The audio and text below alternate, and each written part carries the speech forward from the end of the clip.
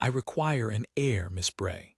I do not require a wife, and I will not insult you by pretending otherwise. The Duke of Quinnell had said harder things than that across the same desk. He had ruined 2 men and a canal company from that chair, and he had never once had a woman answer him the way this one did. "Then you had better tell me the whole of the business, Your Grace," said Esther Bray, sitting down without being asked, "because a woman does not marry on half a sentence, and if you mean to be honest, you may as well be thorough about it." Dominic Wraith looked at her. She was 26, and there was nothing about her calculated to attract notice. Gray gown, mended cuffs, a plain white collar, hands that had done work. Warden of the Quinnell Bridge almshouse at £18 a year and her rooms, 12 old women in her charge, 4 of them bedridden and mistress of the estate school 3 mornings a week besides, which nobody paid her for at all. "Very well," he said. "Quinnell is entailed. If I die without a son, the estate, the mills, the bridge tolls, and every rood of ground from Sallow Water to the Ridge go to my cousin Vesey. Vesey has been 3 times to the moneylenders in as many years, and has told a man in my hearing that the first thing he would do here is throw down the almshouse, sell the timber, and turn the school into a granary. He has surveyor's figures for it already. I have seen them. There are 411 souls on this estate, and 11 of the leases fall in the year I die." He set his pen down. "I am 41. I have no brother. I had one and he was drowned in the Sallow Weir at 19. I have no intention whatever of leaving 400 people to Vesey because I could not be troubled to marry. And you have come to me." "I have." "Why?" She said it without coyness, as a matter to be settled. "You could have a baronet's daughter with £8,000 by Easter. There are 3 within 20 miles who would take you tomorrow." "Are 5, said Dominic, "and every one of them would come here expecting to be courted, and would spend a year discovering that I have not the smallest gift for it, and would end by hating me in a large house, and I should have made a woman miserable for a legal instrument. I have wronged a number of people in my life, Miss Bray. I have not yet done that." He turned the inkstand a quarter round, which was a thing he did when he was less certain than he sounded. "I have watched you for 6 years. You keep 12 old women alive on money that would not do it. You have never once flattered me, and last April you came into this room and told me that the almshouse roof was a disgrace, and that I was a rich man who did not look at his own property. Nobody else in this county says such things to me. I want a woman who will hold Quinnell for a boy who is not born yet, and hold it against Vesey and against me, and I want a marriage in which neither party is required to lie. That is the whole of it." Esther Bray sat quite still for a long moment. "Say the terms," she said. £10,000 settled on you absolutely, the day of the marriage, whatever comes of it. The dower house and 800 a year for your life if I die first. The almshouse rebuilt within the year." He paused. "And the rest, which I will state once and not again, because it is not a subject I intend to be coarse about. I hope for a son, and if God sends none, I shall not reproach you by so much as a look. You have my word on that in writing if you want it." "I want it in writing," said Esther, "and I have 3 terms of my own." Dominic sat back. "Name them." "First, the almshouse and the school are to be endowed by deed, out of your own funds in perpetuity, and the deed is to stand whether there is ever a child or not, and whether I please you or not, and whether I live or die." She had it ready. She had plainly had it ready before she came up the avenue. Not a promise, a deed, drawn by a lawyer who is not yours and signed before the wedding, not after. "Agreed. Second, I keep the school, 3 mornings a week. I will not be made ornamental." "Agreed, third." Esther Bray looked at her hands, and then up. "Third," she said, "you will dine with me every evening that we are both under this roof, at the same table without company, and you will answer one honest question. One a night, whatever I ask. For the first time in a great many years, the Duke of Quinnell felt something like alarm. That is a strange term. It is the only one that matters. Her voice did not rise. Your Grace, I am not a fool and I am not a saint. I know what I am being offered and I know what I am being asked, and I can bear a marriage of business. I have carried worse. What I cannot bear is a house with a silent man in it. I have watched you at church for 6 years, and you sit in that pew like a man in a cell. If I am to give my life to Quinnell, I will not do it in a stone room with a stranger. One question a night, answered truly. You may refuse to answer and say so plainly, and I shall not press, but you may not lie. Dominic Wraith discovered that his mouth was dry. That is a harder bargain than mine, he said. Yes, said Esther Bray, I know. They were married in Quinnell Church on the 4th of February, at 9 in the morning, with 2 witnesses and no breakfast. And the deed endowing the almshouse and the school in perpetuity had been signed 11 days before by a lawyer from Aldwick whom Dominic had never met and did not like. The county said what the county says. His cousin Vesey wrote him a letter of 6 pages which he burned unfinished. And on the first evening they sat down at the small table in the winter parlor, at either end of 11 feet of mahogany, with 2 footmen at the door, and Esther said, Send them out, please. It cannot be done with an audience. The footmen went. Your question, said Dominic. Why did you not marry 20 years ago? He turned his glass round twice. Because I was engaged at 23 to a woman named Charlotte Fenn, he said, and 8 days before the wedding my father sent for her and told her, in his own drawing-room, what I was worth and what I was likely to be worth, and what my faults were in detail, and offered her £4,000 to release me, because he had a better connection in view. She took it. I do not blame her. She was 19 and her father was in debt, and I have never blamed her since. I blamed him, and I never spoke to him again. And he died 11 years later in a room at the other end of this house, with a bell he would not ring. Esther set down her spoon. I did not expect an answer of that sort tonight, she said. You said honest, said Dominic. I am a great many bad things, madam. I am not a liar. It went on like that for a winter, and it altered him in ways he did not perceive until much later, the way a man does not perceive a thaw on the day it begins. Why do you not go up to London? She asked, in the 2nd week, and he said, Because in London I am the man who broke the Sallow Canal Company, and there are 11 houses where I would not be received, and 40 where I should be received and talked of afterward, and I find that I mind it. What did your mother look like? She asked, in the 3rd. I do not know, he said. There is no picture of her. She died when I was 2, and my father would not have her name spoken in this house, and I have spent 39 years unable to tell whether the woman I remember in a gray dress was my mother or a nurse. Why are you called Ruthless? She asked in the 4th. Because I am, said Dominic. Ask me a harder one. So she did, in the 6th week, over the mutton, in the same even voice she used for everything. What have you done that you cannot forgive?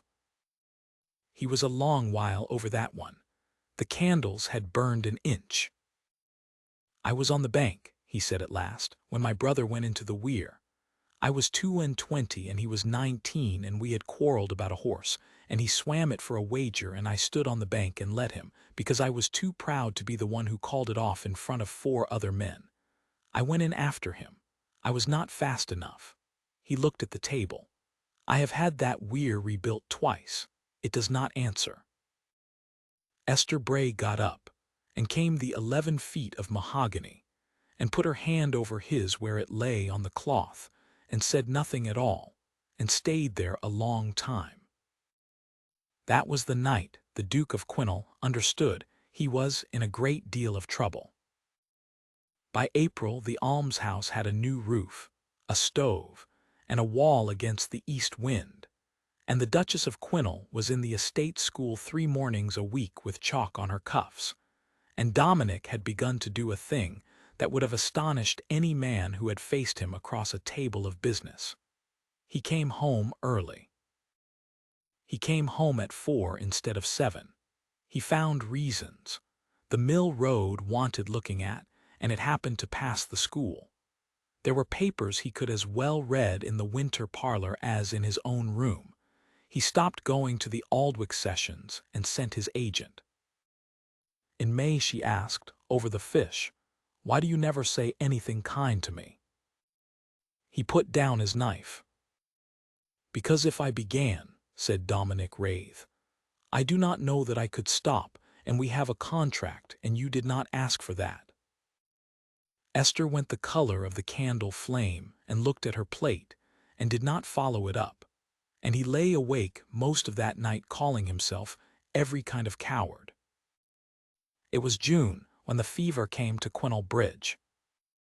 It came off a barge, they said afterward, though nobody ever knew. 4 of the almswomen had it by the Tuesday and 2 of the bargemen's families by the Thursday, and the physician from Aldwych came out, looked at the row of beds, and said what physicians said in that country: "Keep out the air, burn vinegar, and let nobody go in who need not." Dominic gave the order at 8 that evening in his own hall. "Nobody from this house goes down to the bridge. Nobody.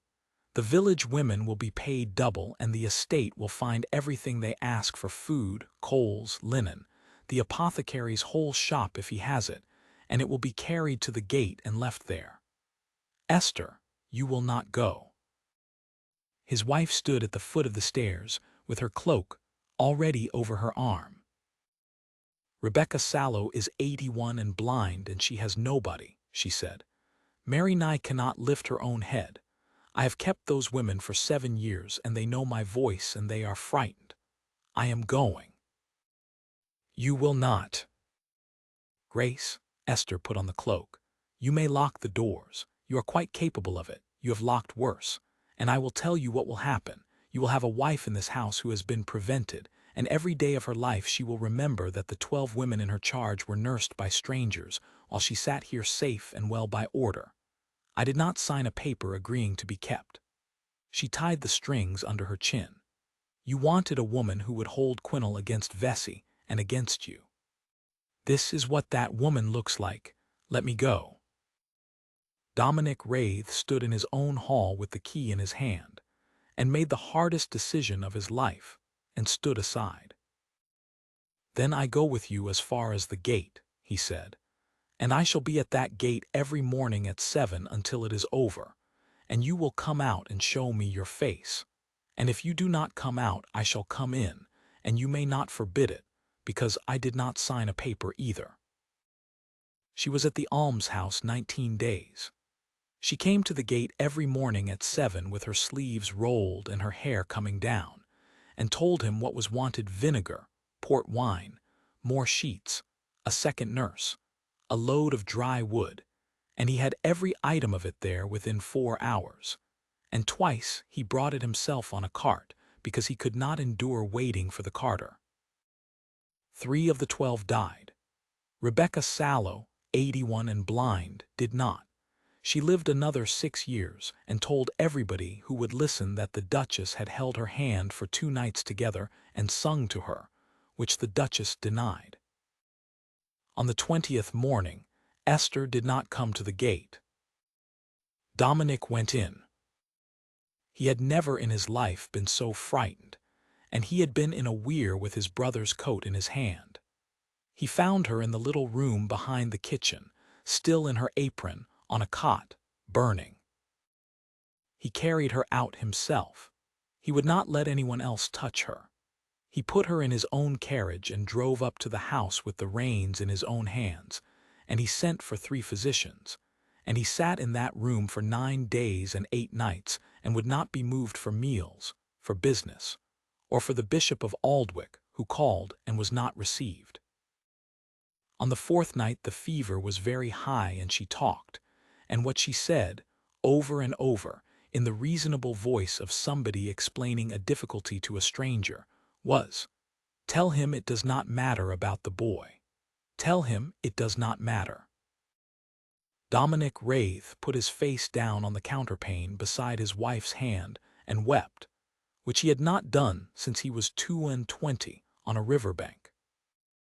She came back to herself on the 9th day, in the gray of the morning, and found him in the chair with 3 days' beard and his coat off and his hand round hers. "You are still here," she said. "Where else," said Dominic hoarsely, "would I be? The bridge is over. The last case turned on Tuesday. 3 of the 12 are gone, and there are letters from every family on the estate, and they are all addressed to you, and there is a stack of them on that table 2 hands high, and I have not opened one because they are not mine." He put a cup to her mouth and made her drink. "Esther, I have to say something, and I am going to say it badly, and you are too weak to escape, which I consider a fair advantage." "You have not been asked a question," she said faintly. "I am asking one." He set the cup down. "For 9 days I have sat in that chair with a contract in my pocket.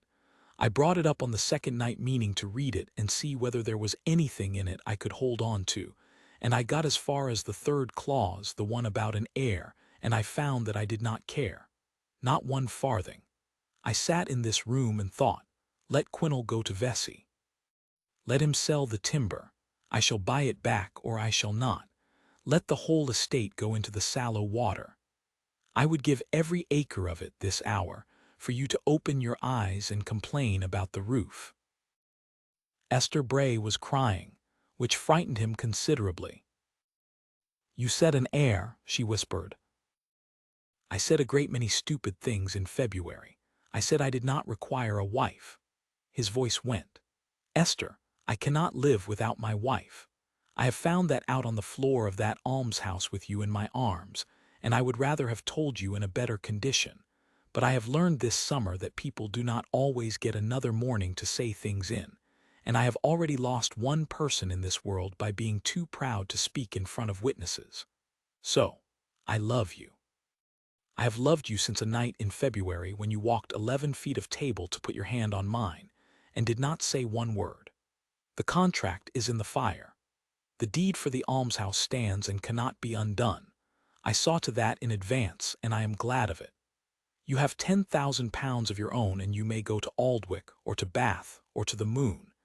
And if you tell me that what has been between us is a business and nothing more, I shall bear it and never trouble you again." "You great foolish ruthless man," said Esther, and laughed, and it hurt her, and she did it anyway. "I have loved you since the night you told me about the weir. 9 questions I asked before I understood that I was not interviewing a husband, I was falling in love with one." Dominic Wraith put his forehead against her hand, and stayed there for some time. They were married again, she insisted upon it, and he did not resist for a moment, in the same church in September in the afternoon, with the whole estate in it and the churchyard full besides, and Rebecca Sallow led up the aisle on the Duke's own arm. There was a breakfast for 411 souls on the lawn at Quinnell, and the Duke of Quinnell stood up at the end of it and said, in front of all of them, 31 words that were repeated in that county for 2 generations. "You were told I married for an heir. I married a woman who was worth more than the estate, and I did not know it, and now I do. There was, 2 years later, a boy, and after him a girl who was the terror of the stables. But it was noticed by everybody at Quinnell that, when the son was born, the Duke came out of that room and did not go first to write to his lawyer or to the newspapers. He went to the almshouse gate at 7 in the morning in the rain, and told 12 old women himself, because his wife had asked him to.